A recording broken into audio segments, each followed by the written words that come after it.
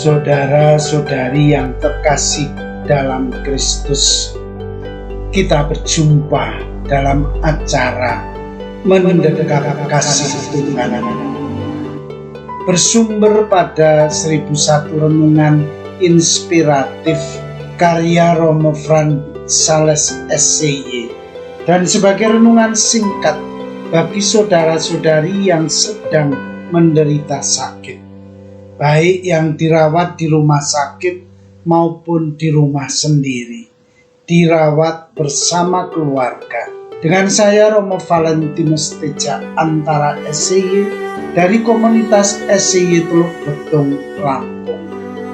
Pada hari ini kita ingin merenungkan tema melihat dengan hati. Ada seorang gadis yang sangat cantik. Ia menjadi idola banyak pemuda. Sayang, mata gadis itu buta. Berbagai obat dan perawatan sudah diusahakan baginya, tetapi semua sia-sia.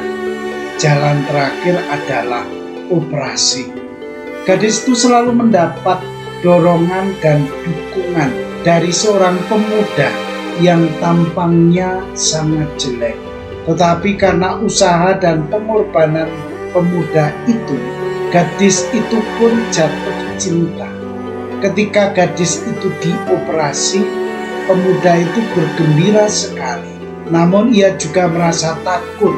Ia cemas kalau nanti sesudah dapat melihat dan memperhatikan tampangnya yang jelek, gadis itu akan meninggalkannya. Ketika gadis itu dapat melihat, ia memeluk dan mencium kekasihnya. Dulu ia hanya dapat mendengar suaranya yang lembut. Kini ia dapat melihat wajah pemuda pujaannya itu dengan jelas. Gadis itu sangat bersuka cita karena dapat melihat sendiri tampang pemuda itu. Ia mengucapkan terima kasih atas segala bantuan dan pengorbanan pemuda itu bagi dirinya. Pemuda itu tertegun. Ia merasa heran menyaksikan gadis itu.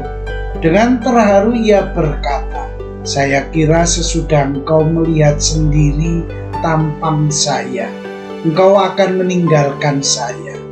Gadis itu menjawab dengan hati yang tulus, "Saya sudah melihat engkau dengan hati sebelum saya melihat engkau dengan mata." Melihat dengan hati itu tentu tidak sekali jadi. Orang membutuhkan suatu proses yang berjalan terus-menerus. Kadang-kadang terjadi benturan demi benturan. Ada tantangan-tantangan yang harus dihadapi oleh seseorang dalam usaha untuk melihat orang lain, tidak hanya dengan mata fisik. Saudara dan saudari yang terkasih, melihat dengan mata hati itu berarti orang memiliki kepekaan yang mendalam terhadap situasi di sekitarnya.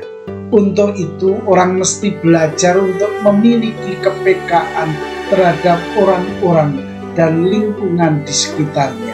Cinta yang mendalam akan sesama dapat dibangun kalau orang dapat melihat dengan hati. Keinginan dan kerinduan sesamanya. Gadis dalam kisah tadi mampu melihat dengan hati pemuda yang dicintainya. Tentu hal itu terjadi berkat kepekaannya terhadap pemuda itu yang dengan setia mendampingi dan memberikan dorongan dan dukungan baginya.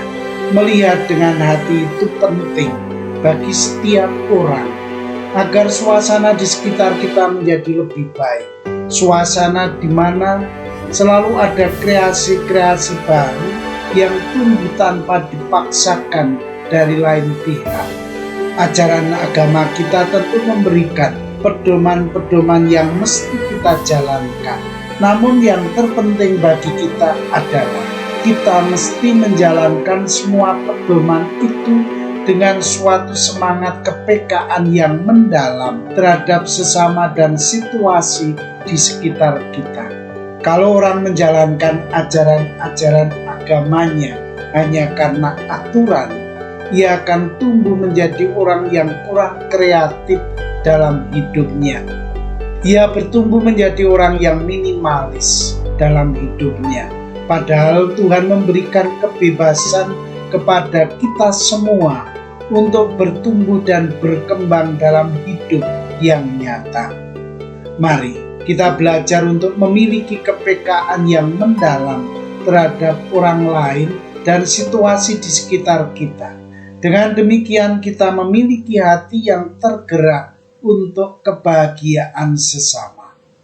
Saudara dan saudari yang terkasih, marilah mengakhiri renungan singkat kita dengan menyatukan iman, harapan, dan kasih kita kepada Tuhan. Akhirnya, berkat dan doaku selalu menyertai Anda yang sedang sakit. Semoga Tuhan memberi kesembuhan, kekuatan, dan ketabahan dalam memanggul salib hidup ini dan diberi semangat serta kesegaran. Doa dan berkat-Ku selalu menyertai Anda. Sampai bertemu dalam renungan selanjutnya.